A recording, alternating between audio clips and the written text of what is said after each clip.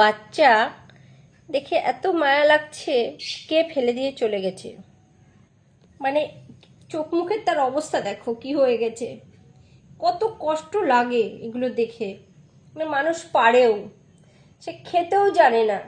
ওই যে এতটুকু আমি দুধ দিয়ে রেখেছি বা বাটিতে একটু দুধ গুলে রেখেছি, কিছুই কিন্তু ও খেতে পারে না। ও চারিদিক শুধু ভয়ে ভয়ে খুঁজে বেড়াচ্ছে কি হচ্ছে। মানুষ এতটা নিষ্ঠুর কি করে হতে পারে সত্যিই আমার জানা নেই। ভিডিওর প্রথমে অ্যাড করা ক্লিপটা দেখে তোমরা অনেকটা বুঝতেই পারলে যে ঘটনাটা ঠিক কি ঘটেছিল। এই সদ্যজাত ছোট্ট বাচ্চাটিকে খুব খারাপ অবস্থায় কেউ আমাদের ফ্ল্যাটের সামনে ফেলে দিয়ে চলে গেছিল।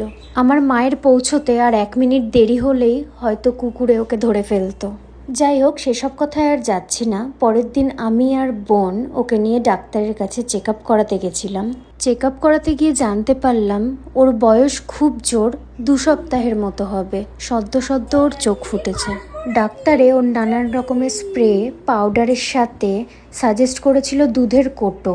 ও এখনো পর্যন্ত নিজে নিজে তো খেতে শেখেনি, ওকে ড্রপারে করেই খাইয়ে দিতে হয়। মায়ের বাড়ি থেকে আমি ওকে নিয়ে চলে এসেছিলাম আমার ফ্ল্যাটে। ও এখন থেকে আমার বাড়ির নতুন সদস্য। ওর নাম ভূতু। একটুখানি শরীর ঠিক হতে না হতেই উনি খেলা আরম্ভ করে দিয়েছিলেন। ও এখনও পুরোপুরি সুস্থ না হলেও প্রায় অনেকটাই সুস্থ। ভগবানের অশেষ কৃপা যে আমরা ওর প্রাণ বাঁচাতে পেরেছি। এখনও ওর ঘাড়ে, গলায়, চোখের পাশে অনেক প্রবলেম রয়েছে।